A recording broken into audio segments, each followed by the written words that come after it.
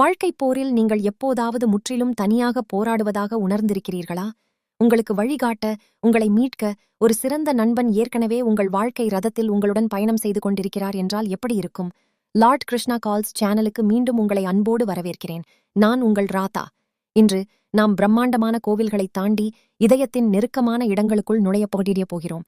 கிருஷ்ணரின் ஆழமான உளவியலை நாம் இன்று ஆராயப் போகிறோம். அவரை ஒரு தூரத்து தெய்வமாக மட்டும் பார்க்காமல்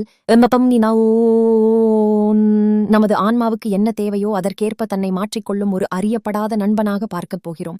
நீங்கள் உங்கள் வாழ்க்கையின் குருக்ஷேத்திர போரை எதிர்கொண்டாலும் சரி அல்லது தெய்வீக நட்பை தேடினாலும் சரி, நீங்கள் சரியான இடத்தில்தான் இருக்கிறீர்கள். வீடியோவிற்குள் செல்வதற்கு முன் சப்ஸ்கிரைப் பட்டனை அழுத்தி பெல் ஐகான் கிளிக் செய்யுங்கள். இதனால் லார்ட் கிருஷ்ணா கால்ஸ் வழங்கும் எந்த பதிவையும் நீங்கள் தவறவிட மாட்டீர்கள். வாருங்கள், இப்போது தொடங்கலாம். ஆன்மாவின் தேரோட்டி கிருஷ்ணர் ஓர் அறியப்படாத நண்பன் மற்றும் தனிப்பட்ட மீட்பர். உலகளாவிய இறையியல் நிலப்பரப்பில் தெய்வீகம் என்ற கருத்து பெரும்பாலும் இடைவெளியின் அடிப்படையில் கட்டமைக்கப்படுகிறது. படைப்பவரும் படைக்கப்பட்டதும், நியாயாதிபதியும் நியாயம் தீர்க்கப்படுபவரும், முடிவிலியும் மிகச்சிறியதும். இருப்பினும் இந்தியாவின் பக்தி மரபுகளில் இந்த முன்னுதாரணம் தீவிரமாக மாறுகிறது. தெய்வீகம் என்பது பயப்பட வேண்டிய தூரத்து இறைமை அல்ல, மாறாக அனுபவிக்க வேண்டிய நெருக்கமான துணை. இந்த ஆன்மீக நெருக்கத்தின் மையத்தில் கிருஷ்ணர் நிற்கிறார். கிருஷ்ணர் ஒரு தனித்துவமான இறையியல் கருத்தை பிரதிநிதித்துவப்படுத்துகிறார். அவர் அறியப்படாத நண்பர் மற்றும் பக்தரின் சரியான உணர்ச்சி மற்றும் ஆன்மீக தேவைகளுக்கு ஏற்ப தனது தெய்வீக தன்மையை மாற்றியமைக்கும் தனிப்பட்ட மீட்பர். ஒரு குறும்புக்கார குழந்தையாகவோ, உணர்ச்சி வசப்பட்ட காதலனாகவோ அல்லது உறுதியான நண்பனாகவோ அணுகப்பட்டாலும் மனித இயக்கங்களுக்கு கிருஷ்ணர் இறுதி கண்ணாடியாக விளங்குகிறார். மேலும் நெருக்கடியான காலங்களில் சுயநலமற்ற நண்பனாக செயல்படும் அவர் நமது மிக கடுமையான தனிப்பட்ட போர்களின்போது வழிகாட்டும் சக்தியாகவும் பணியாற்றுகிறார். இந்த கட்டுரை கிருஷ்ணரின் பன்முகத் தன்மையை ஆராய்கிறது. பக்தி உறவுகளின் ரசங்கள், நெகிழ்வுத்தன்மை மற்றும் இறுதி தத்துவத் துணையாக அவரது பங்கு மனித அனுபவத்திற்கு ஆழமான உளவியல் மற்றும் ஆன்மீக நங்கூரத்தை எவ்வாறு வழங்குகிறது என்பதை ஆராய்கிறது. பகுதி 1. வியப்பை விட நெருக்கத்தின் முன்னுதாரணம். ஒரு தனிப்பட்ட மீட்பராக கிருஷ்ணரை புரிந்து கொள்ள ஒருவர் முதலில் பக்தி யோகாவின் தத்துவத்தை புரிந்து கொள்ள வேண்டும். அன்பான பக்தியின் பாதை. பாரம்பரிய மதம் பெரும்பாலும் ஐஸ்வர்யத்தை, கடவுளின் பிரமிக்க வைக்கும் கம்பீரமான மற்றும் சக்தி வாய்ந்த அம்சம் வலியுறுத்துகிறது.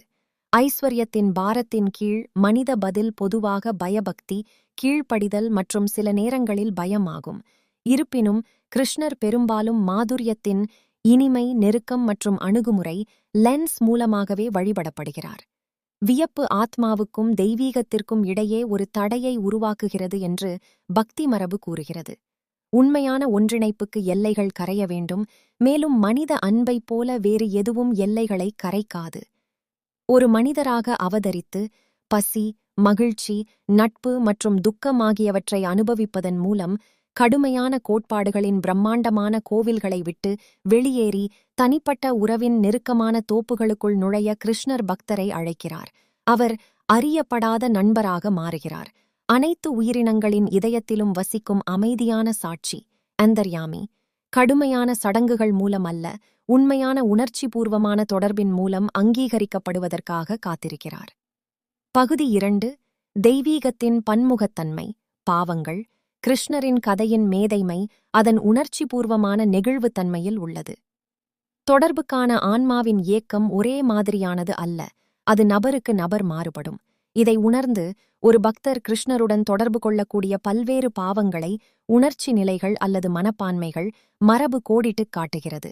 பக்தருக்கு மிகவும் தேவையானது எதுவோ அதாகவே அவர் மாறுகிறார். 1.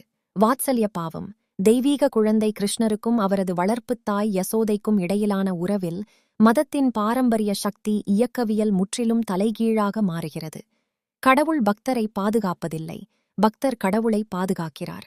விருந்தாவனத்தில் ஒரு குழந்தையாக கிருஷ்ணர் முற்றிலும் பிறரை சார்ந்திருக்கிறார்.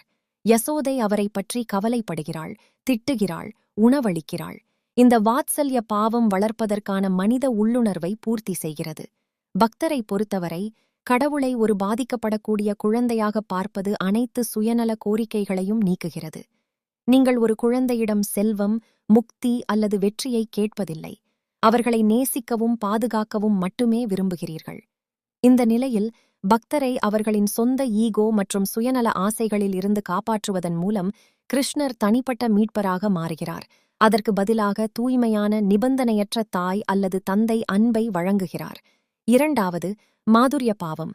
தெய்வீக காதலன் கிருஷ்ணனுடனான மிகவும் கொண்டாடப்பட்ட மற்றும் ஆழமான தத்துவ உறவு பிருந்தாவனத்தின் ராதை மற்றும் கோபிகளுடனான பார்க்காரிகள் அவரது இயக்கவியலாகும். மேலோட்டமாக இது காதல் கவிதையாக வாசிக்கப்படுகிறது. உருவகமாக இது ஆன்மீக சரணடைதலின் மிக உயர்ந்த வெளிப்பாடாகும். மாதுரிய பாவத்தில் கிருஷ்ணர் இறுதி காதலன். ஆன்மா ராதாவால் குறிக்கப்படுகிறது. பரமாத்மாவுடனான கிருஷ்ணன் ஒன்றிணைப்பிற்காக ஏங்குகிறது. இந்த உறவு தீவிரமான ஏக்கம், சமூக விதிமுறைகளை உடைத்தல் மற்றும் முழுமையான பாதிப்பு ஆகியவற்றால் வகைப்படுத்தப்படுகிறது. கிருஷ்ணரின் புல்லாங்குழல் சத்தத்தை கேட்டவுடன் கோபியர்கள் தங்கள் உலகக் கடமைகளை கைவிடுகிறார்கள். இது தெய்வீகத்தின் அழைப்பை கேட்கும்போது ஆன்மா உலகப் பற்றுதல்களை கைவிடுவதற்கான ஒரு உருவகமாகும். இங்கே பக்தரின் காதல் மற்றும் உணர்ச்சிபூர்வமான ஆற்றல்களை உறிஞ்சி உலக ஆசையாக இருக்கக்கூடியதை மீறிய பரவசமான ஆன்மீக ஐக்கியமாக திருப்பிவிடுவதன் மூலம் கிருஷ்ணர் தனிப்பட்ட மீட்பராக செயல்படுகிறார். மூன்றாவது, சக்கிய பாவம். சுயநலமற்ற நண்பன், குழந்தையும் காதலனும் ஆழமான நெருக்கத்தை குறிக்கும் அதே வேளையில் சக்கிய பாவத்தின் நட்பு, உறவு, சமத்துவம், பரஸ்பர மரியாதை மற்றும் ஆழமான நம்பிக்கையை குறிக்கிறது. தெய்வீகத்துடனான நட்பு என்பது நீங்கள் இனி பிரபஞ்சத்தில் தனியாக நடப்பதில்லை என்பதாகும். வாழ்க்கையின் பிரம்மாண்டமான விளையாட்டில் உங்களுக்கு துணையாக ஒரு கூட்டு சதிகாரர் இருக்கிறார். நட்பில் ஏற்றத்தாழ்வு இல்லை. நீங்கள் ஒரு நண்பரிடம் வாதிடலாம், அவர்களுடன் கேலி செய்யலாம் மற்றும் அவர்களின் உதவியை கோரலாம். சுதாமா மற்றும் அர்ஜுனன் என்ற இரண்டு தனித்துவமான உறவுகள் மூலம் கிருஷ்ணர் இந்த சுயநலமற்ற நட்பை முதன்மையாக வெளிப்படுத்துகிறார். சுதாமா வறுமையில் நண்பன். சுதாமா கிருஷ்ணரின் குழந்தை பருவ நண்பர். அவர் கடுமையான வறுமையில் விழுந்தார். இப்போது சக்தி வாய்ந்த மன்னரான கிருஷ்ணரை சுதாமா சந்தித்தபோது நிதி உதவி கேட்க வெட்கப்பட்டு ஒரு பிடி அவலை மட்டுமே பரிசாக வழங்கினார். சுயநலமற்ற நண்பராக செயல்பட்ட கிருஷ்ணர் அந்த எளிய பரிசை மிகுந்த மகிழ்ச்சியுடன் ஏற்றுக்கொண்டு சுதாமாவின் வறுமையான வாழ்க்கையை இரகசியமாக மாற்றினார். தெய்வீகத்திற்கு பிரம்மாண்டமான காணிக்கைகள் தேவையில்லை, உண்மையான அன்பு மட்டுமே தேவை என்பதை கிருஷ்ணர் இங்கே நிரூபிக்கிறார். அர்ஜுனன் நெருக்கடியில் நண்பன். அர்ஜுனனுடன் தான் அறியப்படாத நண்பன் மற்றும் மீட்பராக கிருஷ்ணரின் பங்கு அதன் மிகவும் நடைமுறை மற்றும் தத்துவ வடிவில் படிகமாக்குகிறது. இது பகவத்கீதைக்கு களம் அமைக்கிறது. பகுதி 3 தனிப்பட்ட போர்களின் தேரோட்டி வாழ்க்கை அடிப்படையில் தொடர்ச்சியான முரண்பாடுகளின் தொகுப்பாகும். நாம் இருத்தலியல் நெருக்கடிகள், தார்மீக சங்கடங்கள், துக்கம் மற்றும் முடக்கும் கவலையை எதிர்கொள்கிறோம். இந்து தத்துவத்தில் இந்த உள்போராட்டம் குருக்ஷேத்திர போர்க்களத்தால் உருவகப்படுத்தப்படுகிறது. மகாபாரதத்தின் மாபெரும் போர் தொடங்கவிருக்கும் போது இணையற்ற வீரரான அர்ஜுனன் ஆழமான உளவியல் சரிவை சந்திக்கிறான். தனது சொந்த குடும்ப உறுப்பினர்கள், ஆசிரியர்கள் மற்றும் நண்பர்களைக் கொண்ட எதிரி படையை எதிர்கொண்டு துக்கத்தாலும் தனது நிலைமையின் தார்மீக தெளிவின்மையாலும் மூழ்கி அவன் தனது ஆயுதங்களை கீழே போடுகிறான். இங்குதான் கிருஷ்ணர் தனது இறுதி பாத்திரமான சுயநலமற்ற நண்பனாக அடியெடுத்து வைக்கிறார். ஆயுதங்களை அல்ல, கடிவாளத்தை பிடித்தல். முக்கியமாக போர் தொடங்குவதற்கு முன் கிருஷ்ணர் ஒரு சபதம் செய்கிறார். அவர் ஒரு ஆயுதத்தை கூட எடுக்க மாட்டார். அவர் சண்டையிட மாட்டார். மாறாக அர்ஜுனனின் தேரோட்டியாக இருக்க அவர் முன்வருகிறார். இது உளவியல் மற்றும் ஆன்மீக யதார்த்தத்தின் ஒரு தலை சிறந்த செயலாகும். தனிப்பட்ட மீட்பராக கிருஷ்ணர் என்பது கடவுள் அற்புதமாக வந்து உங்களுக்காக உங்கள் போர்களைச் செய்வார் என்று அர்த்தமல்ல. பிரபஞ்சம் நமது கர்மா, செயல் அல்லது நமது தர்மம், கடமை ஆகியவற்றிலிருந்து நம்மை விடுவிப்பதில்லை. உங்களுக்கு ஒரு தேர்வு இருந்தால் நீங்கள் அதை எழுத வேண்டும். உங்களுக்கு ஒரு மோதல் இருந்தால் நீங்கள் அதை எதிர்கொள்ள வேண்டும். இருப்பினும் கிருஷ்ணர் ரதத்தின் கடிவாளத்தை வைத்திருக்கிறார். அவர் தெய்வீக புத்திசாலித்தனம், அசைக்க முடியாத அமைதி மற்றும் புறநிலை உண்மை ஆகியவற்றை குறிக்கிறார். மனித மனம், அர்ஜுனன், உணர்ச்சியால் முடக்கப்படும்போது தெய்வீக நண்பன் கிருஷ்ணன் புத்திக்கு வழிகாட்ட அங்கு இருக்கிறான். இறுதி சிகிச்சை அமர்வு அதை தொடரும் உரையாடலான பகவத்கீதை அடிப்படையில் 2 நண்பர்களுக்கிடையேயான ஒரு ஆழமான ஆலோசனை அமர்வு. கிருஷ்ணர் ஆரம்பத்தில் பிரசங்கம் செய்யவில்லை. அர்ஜுனனின் விரக்தியை அவர் கேட்கிறார். அவர் அர்ஜுனனின் துக்கத்தை உறுதிப்படுத்துகிறார், ஆனால் மென்மையாகவும் சில சமயங்களில் உறுதியாகவும் அவனது தவறான எண்ணங்களை திருத்துகிறார். அர்ஜுனன் தனது சொந்த போரில் ஈடுபடுவதற்கான கருவிகளை கிருஷ்ணர் வழங்குகிறார். பற்றின்மை, நிஷ்காம கர்மம், செயலின் பலன் அல்லது முடிவில் அல்லாமல் செயலிலேயே கவனம் செலுத்த கிருஷ்ணர் அர்ஜுனனுக்கு கற்பிக்கிறார். இது தோல்வி குறித்த கவலையிலிருந்து மனதை விடுவிக்கிறது. நித்தியமான ஆன்மா. அவர் அர்ஜுனனின் பார்வையை தற்காலிகமானவற்றிலிருந்து அழியும் பௌதீக உடல்கள் நித்தியமானவைக்கு அழிக்க முடியாத ஆன்மா மாற்றி மரணத்தை எதிர்கொள்ளும் தைரியத்தை அவனுக்கு வழங்குகிறார். நிபந்தனையற்ற ஆதரவு. இறுதியில் கிருஷ்ணர் தனது அண்ட வடிவத்தை வெளிப்படுத்துகிறார், ஆனால் பின்னர் தனது மனித நட்பு வடிவத்திற்கு திரும்பி அர்ஜுனனுக்கு உறுதியளிக்கிறார். எல்லா வகையான தர்மங்களையும் கைவிட்டு என்னிடமே சரணடைவாயாக. எல்லா பாவ விளைவுகளிலிருந்தும் நான் உன்னை விடுவிப்பேன், பயப்படாதே. கிருஷ்ணரின் வழிகாட்டுதலுக்கு எந்த உள்நோக்கமும் இல்லாததால் அவர் சுயநலமற்ற நண்பராக பணியாற்றுகிறார். அவர் தனது நண்பனின் ஆன்மீக பரிணாமம் மற்றும் மனத்தெளிவை மட்டுமே தேடுகிறார்.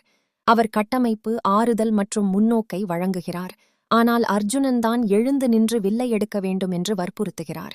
முடிவுரை: அறியப்படாத நண்பரின் இன்றைய அதிர்வு தனிமை, நாள்பட்ட பதட்டம் மற்றும் சமூகத்தின் துண்டாடுதல் ஆகியவற்றின் தொற்று நோயால் பெரிதும் குறிக்கப்பட்டுள்ள நமது நவீன சகாப்தத்தில் அறியப்படாத நண்பன் என்ற கிருஷ்ணரின் ஆதி வடிவம் முன்பைவிட மிகவும் பொருத்தமானது.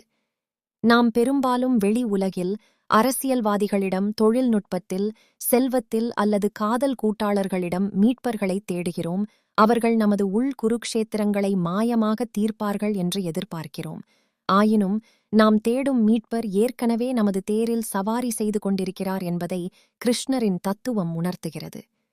தெய்வீகத்தை ஒரு தொலைதூர நீதிபதியாக பார்க்காமல், நமது தேவைகளுக்கு ஏற்ப தன்னை மாற்றிக்கொள்ளும் ஒரு நெருங்கிய நண்பராக பார்ப்பதன் மூலம் ஆழமான உளவியல் யதார்த்தத்தை நாம் காண்கிறோம்.